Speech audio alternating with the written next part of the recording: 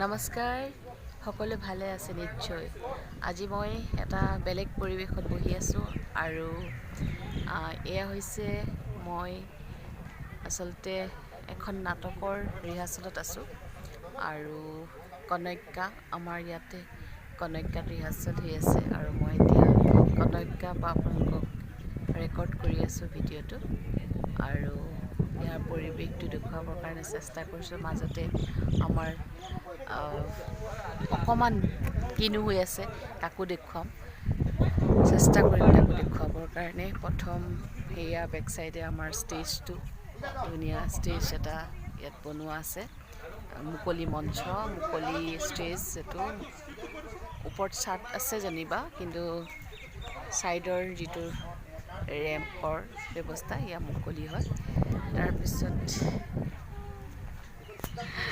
আমাৰ director sir Pankajjyoti Bhuyan, তেখেতক অসমৰ সকলোৱে চিনি পায় আৰু তেখেতে আমাৰ এই নাটকখন ডাইৰেকশ্যন কৰি আছে ইতিমধ্যে, ভোগজৰা নাটক। আৰু এই অকণমান টুকুৰা আমাৰ ৰিহাৰ্চেলত হৈ আছে, ৰিহাৰ্চেল কৰি আছে আৰু এয়া নাটক কনক্যাৰ সুন্দৰ পৰিৱেশ।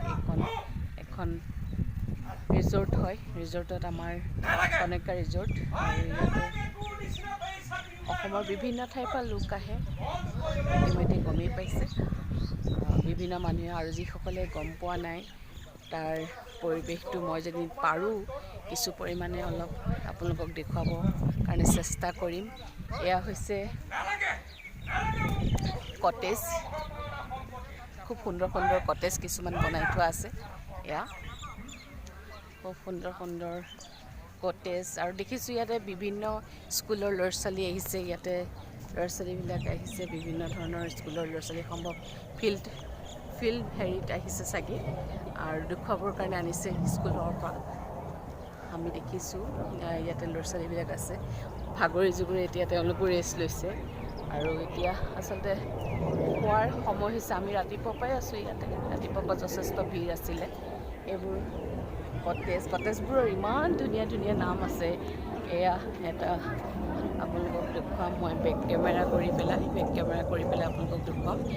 এয়া হৈছে ৰংমন, এয়া ৰংমন, তাৰপিছত এয়া সেইটো ৰংমন, তাৰপিছত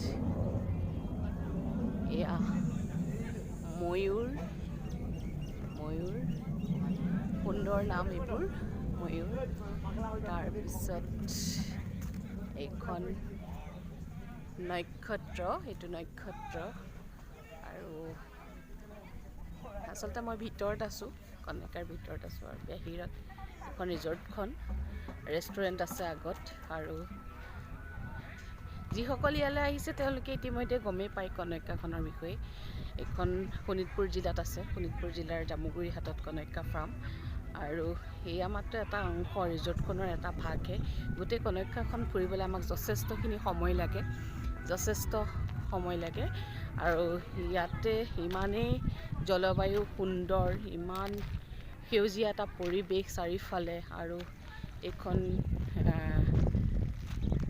আমি আহি এতিয়া ৰেষ্টুৰেণ্টখন পালোহি। ৰেষ্টুৰেণ্ট মানে এইখন ৰিজৰ্টৰ লগত থকা ৰেষ্টুৰেণ্ট। ইয়াতে খোৱা বোৱা সকলোখিনি গেষ্টে কৰিব পাৰে। ইয়াতে সুন্দৰ বাঁহ বেতৰে কৰা কামৰ এখন ৰেষ্টুৰেণ্ট। মুকলিতে আপুনি এখন শৰাইৰে দেখিব ৱেলকাম। তাৰপিছত এয়া বাঁহ বেতৰ কাৰুকাৰ্যৰে আছে। ইয়াত ছোৱালীসকল আছে,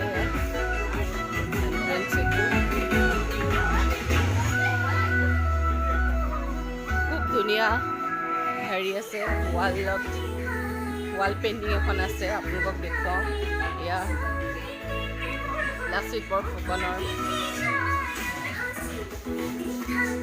বীৰ সেনানীৰ এখন ৱাল পেইণ্টিং বৰ ধুনীয়াকৈ বনাই থোৱা আছে, আৰু সকলোখিনি বাঁহ বেতৰে কাম কৰা ৰিজৰ্টৰ ভিতৰত।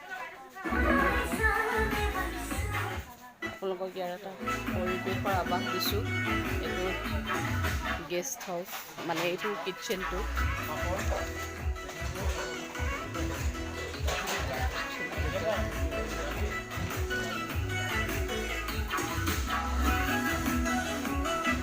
এইফালে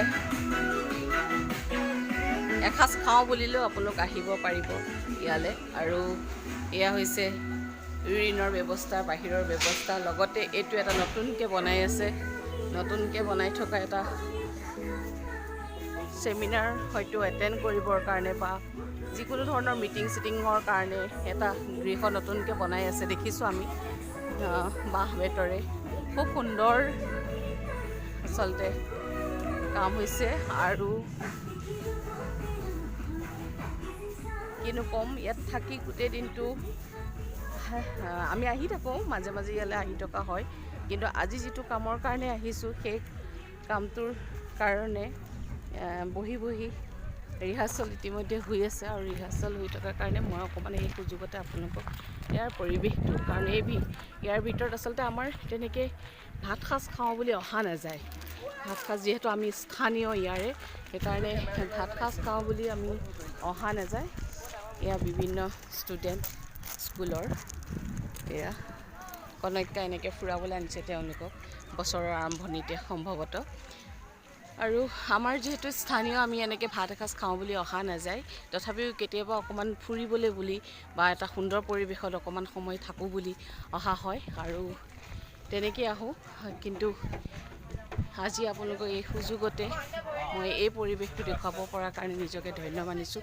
আৰু যিসকল ইয়ালৈ অহা নাই, তেওঁলোকে ইচ্ছা কৰিলে ইয়ালৈ আহিব পাৰে আৰু এটা দিন খুব সুন্দৰভাৱে ইয়াত অতিবাহিত কৰিব পাৰে। এটা সেউজীয়া পৰিৱেশ, এয়া সুৰামুক্ত এলেকা, ইয়াত সুৰাৰ প্ৰৱেশ নিষেধ। আৰু এইখন হৈছে গেট, এইখন এণ্ট্ৰেঞ্চ হয়, এইখন ৰিজৰ্টৰ এণ্ট্ৰেঞ্চ হয়। আৰু এয়া এটা পথ, এইফালেদি আচলতে মেইন ৰাস্তা, এইফালেদিও আহিব পাৰে। আৰু এটা পথ এইফালেদিও সোমাবহি পাৰে।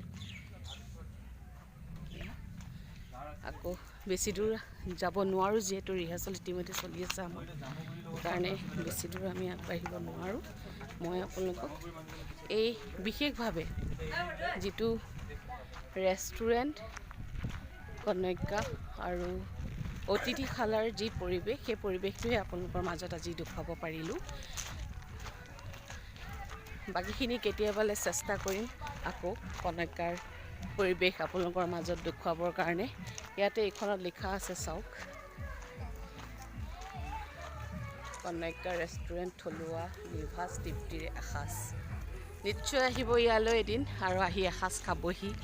আৰু ইচ্ছা কৰিলে এই পৰিৱেশত থাকিবও পাৰিব সুন্দৰভাৱে, কাৰণ আজিকালি খুব সহজ হৈ পৰিল। কাৰণ এটা যোগাযোগ আমাৰ মাজত, গুৱাহাটীৰ পৰা ইয়ালৈ অহা বা তেজপুৰৰ পৰা জামুগুৰি ইয়ালৈ অহা, যি কনক্কা ফাৰ্মলৈ অহা, ইয়ালৈ অহাৰ যিখন চৌকীঘাট দলং নতুনকৈ নিৰ্মাণ হ'ল, সেই চৌকীঘাট দলঙৰ কাৰণে বৰ্ডখন দেখুৱাবলৈ চেষ্টা কৰিছোঁ। অতিথিশালাৰ অতিথি দেৱো ভৱ, ইয়াত লিখা আছে, থলুৱা বাঁহ বেতেৰে নিৰ্মিত। সেই দলংখনৰ কাৰণে আচলতে পৰিৱেশটো খুব সোনকালে যোগাযোগৰ যিটো সেইটো কম সময়ৰ ভিতৰতে আহি পাব। আৰু সময় এটা দিন জোৰাওঁ বুলি ক'লে জিৰাব পাৰিব। আৰু আগত পাৰ্ক আছে, এখন সুন্দৰ ৰেষ্টুৰেণ্ট আছে, বিভিন্ন ফল মূলৰ খেতি বাতিৰ পৰিৱেশ এটা আছে, সেউজীয়া পৰিৱেশ এটা দেখিবলৈ পাব, বিভিন্ন খেতি বাতিৰ পৰিৱেশ এটা দেখিবলৈ পাব।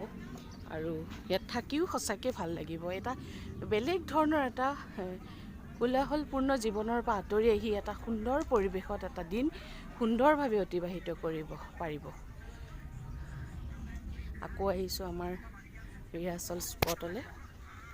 ইয়াতে ৰিহাৰ্চেল চলি আছে।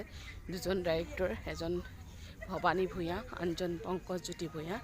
আৰু আমাৰ কাৰণে সৌভাগ্যৰ কথা হৈছে যিখন নাটক, এই নাটকখনত পদ্ম হাজৰিকাদেৱেও এটা চৰিত্ৰ, বুকজৰা নাটকৰ মেইন চৰিত্ৰ লক্ষী সিংহ, তেখেতেও সেই চৰিত্ৰটো ৰূপায়ণ কৰিব। আৰু আমাৰ কাৰণে সেইটোৱেই সৌভাগ্যৰ কথা যে তেখেতে ইমান ব্যস্ততাপূৰ্ণ এটি জীৱনৰ পৰা আমাৰ মাজত নাটক কৰিবৰ কাৰণে তেখেতৰ যি আগ্ৰহ, সেই আগ্ৰহৰ কাৰণে আমি সঁচাকৈ সৌভাগ্যশালী তেখেতৰ সৈতে এই নাটকখন কৰিবলৈ পোৱাৰ কাৰণে। এয়া আমাৰ শিল্পীসকল মানে নাট্যকৰ্মীসকল ৰিহাৰ্চেলত ব্যস্ত হৈ আছে ৰাতিপুৱাৰ পৰা। তাৰে অকণমান দেখুৱাওঁ। এয়া দীপমীয়া কেৰেক্টাৰ কৰিছে প্ৰিয়াংকু, সেয়া ৰূপা পাগলী, এনিশা, তাৰপিছত আমাৰ খুব ধুনীয়া চিন এটা চলি আছে, চাব পাৰে।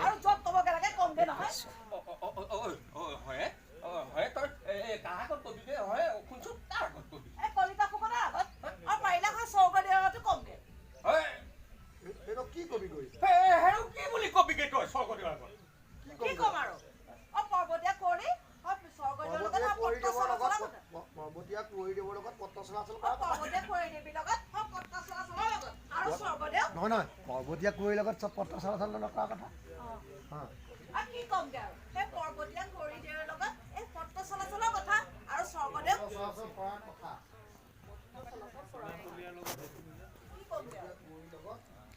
এয়া কাতিৰাম, আমাৰ শৈলেন্দা আছে, তাৰপিছত মৃণালে কি কৰিছা? বেতবৰীয়া।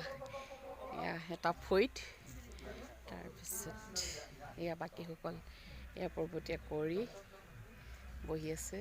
তাৰপিছত সিফালে ৰূপহী কেৰেক্টাৰ আৰু বুধু আৰু প্ৰযোজনা নিয়ন্ত্ৰক এয়া আমাৰ অঞ্জন বৰা। তাৰপিছত ৰূপহী আমাৰ প্ৰযোজনা নিয়ন্ত্ৰক।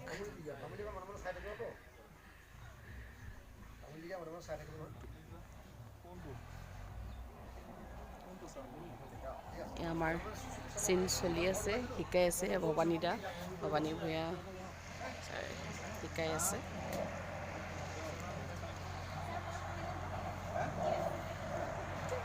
তেতিয়াহ'লে পাপৰি লংকলি অভিনয় কৰিছে, সুন্দৰ অভিনয় হৈছে, ৰিহাৰ্চেল ভাল হৈছে, উপস্থিত হয়